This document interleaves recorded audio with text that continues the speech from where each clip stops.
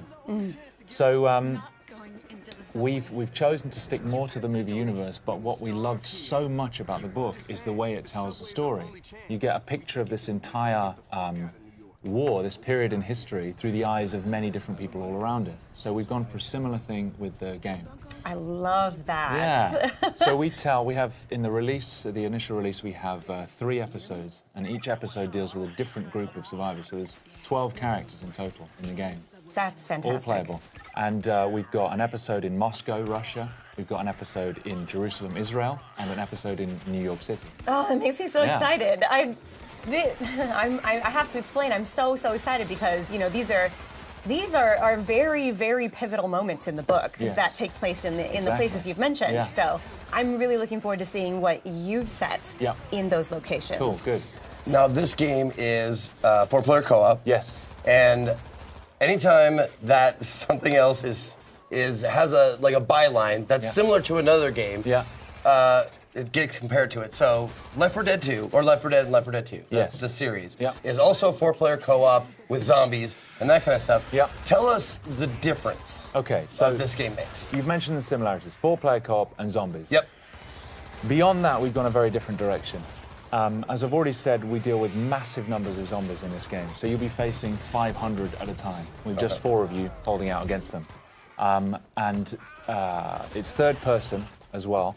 And it's more of there are strategic elements to it which are completely new to the zombie genre. So when you're facing these zombies, you're going to have the opportunity to build up defenses from scavenged defense kits that you find lying around. And you've got limited resources, so you can't just build whatever you want.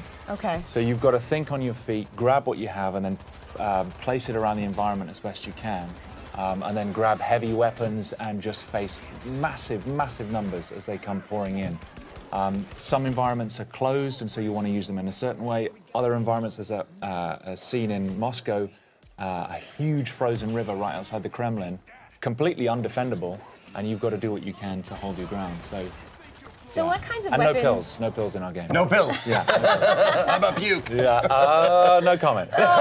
There might be some puke. What kinds of weapons can we expect to be using in this game? We have really gone for it with the weapons. There's a huge number. You've got 3 classes of weapons. You've got your primary, your secondary, and your heavy.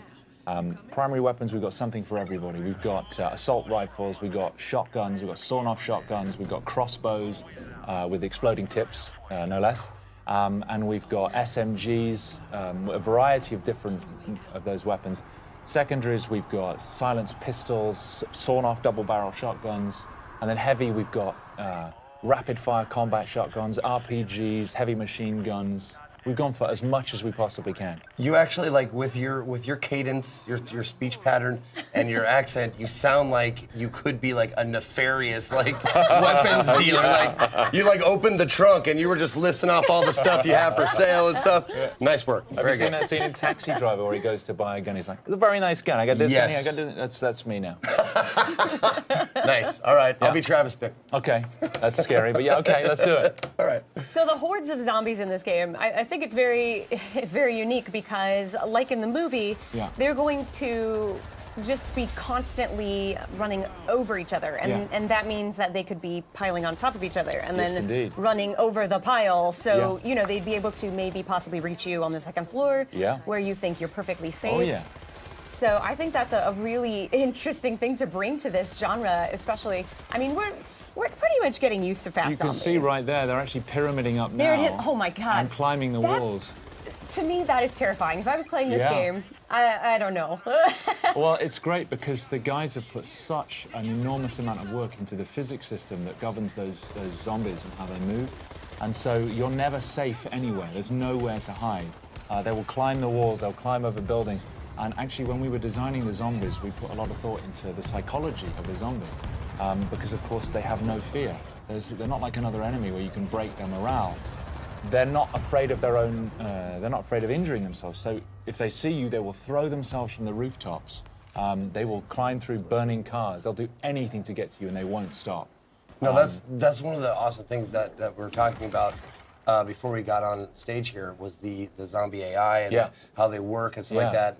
And I've always liked the idea better of an intelligent or more like a hunter zombie. Also, can we call them Zeeks?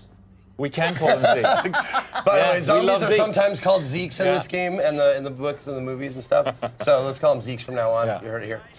Anyway, no, I love that the idea of hunting. Like they're trying to eat you for food or trying to procreate, which are like the two basis instincts of any living thing. There's no zombie procreation in our game, I'm afraid to say. Oh, really? Yeah, I'm afraid there's. Oh, that's what I meant. I didn't mean like making love.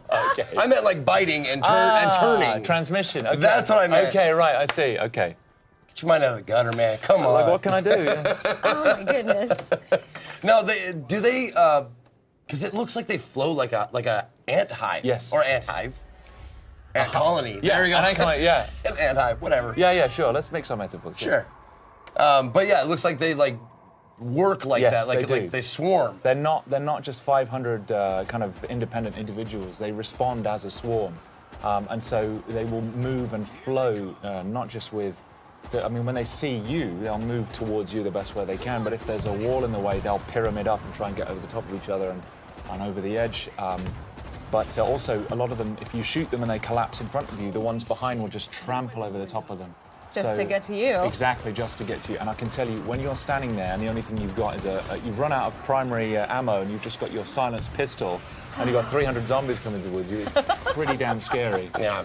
Well, that's going to be me, obviously, because I've never been very accurate. I've always been a spray and pray kind of guy. Yeah. But thankfully, you said there's a myriad of weapon choices, so yes. I can be the heavy guy. Yes, you can. Like, yeah. Not just the heavy guy, but there's we've got character development, so you've got progression.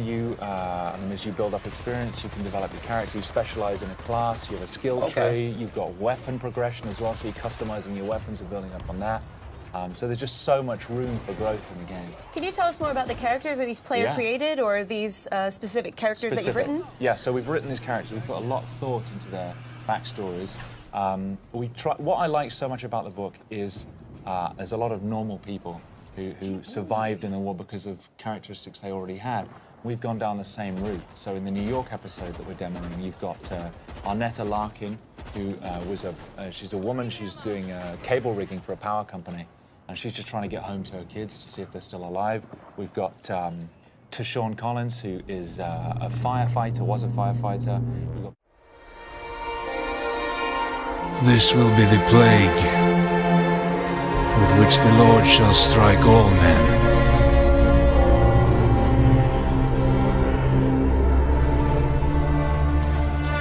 We are all that's left of a city beyond redemption, fulfilling our sacred duty to free the souls of the damned.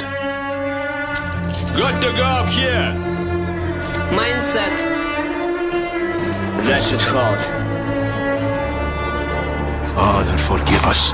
We shed this blood in the name of mercy.